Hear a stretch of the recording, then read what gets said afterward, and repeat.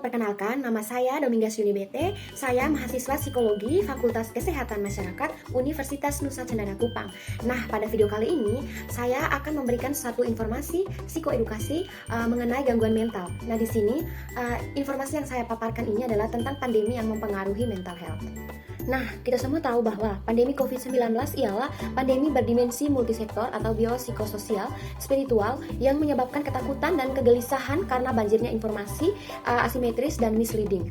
Menghadapi pandemi COVID-19 membutuhkan pemikiran yang jernih, di mana di awal terjadinya pandemi telah terjadi fenomena yang disebut badai nalar yang menyebabkan manusia menjadi kebingungan dan kehilangan arah. Masyarakat juga kesulitan untuk berpikir jernih serta sulit memilih dan memilah informasi yang ada karena media informasi yang memberikan berita kurang dapat dipertanggungjawabkan.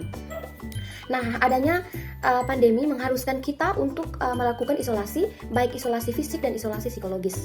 Isolasi menyebabkan suatu respon yang nantinya mengakibatkan timbulnya impulsivitas, yaitu impulsivitas kognisi yang berkaitan dengan berkurangnya kemampuan berpikir, memori, dan berbahasa. Selain itu juga timbul impulsivitas afeksi yang menyebabkan seseorang menjadi lebih sensitif dan hiperaktivitas yang dapat bersifat menyerang orang lain.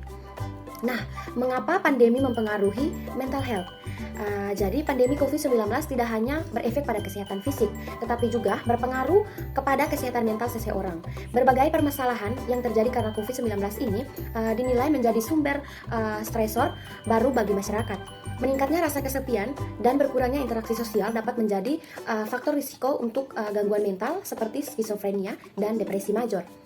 Nah, adanya kecemasan mengenai kesehatan orang terdekat, terutama lansia dan orang yang menderita penyakit fisik, dan adanya ketidakpastian mengenai hal yang akan terjadi ke depan dapat meningkatkan ketakutan, kecemasan, dan juga depresi.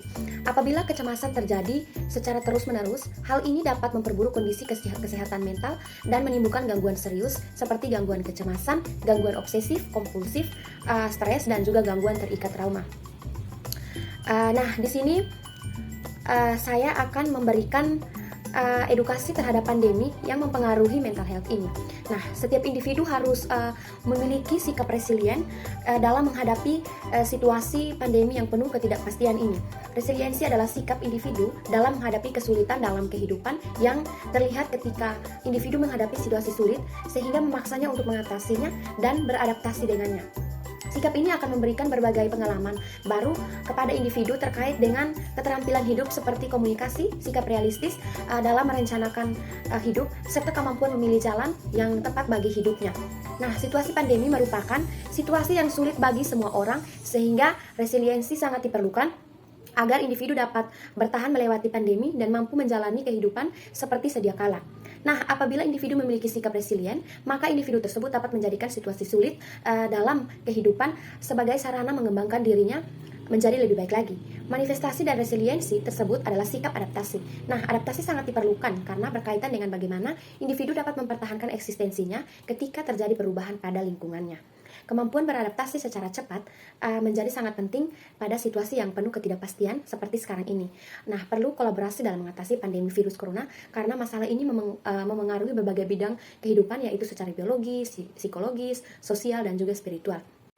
Nah, di sini saya akan memberikan konklusi dan saran. Pandemi yang terjadi tentunya memberi dampak perubahan hidup bagi masyarakat dan perubahan status kesehatan mental. Merupakan hal yang tak mungkin dipungkiri. Kemampuan adaptasi dan pengelolaan stres individu yang tidak dapat disamakan antar satu orang dengan yang lain menyebabkan perlunya membiasakan diri untuk lebih memperhatikan kesehatan mental diri sendiri dan orang terdekat kita, serta tidak menganggap tahu upaya mencari pertolongan dari profesional di bidang kesehatan mental. Demikian informasi psikoedukasi mengenai gangguan mental yang saya paparkan. Terima kasih.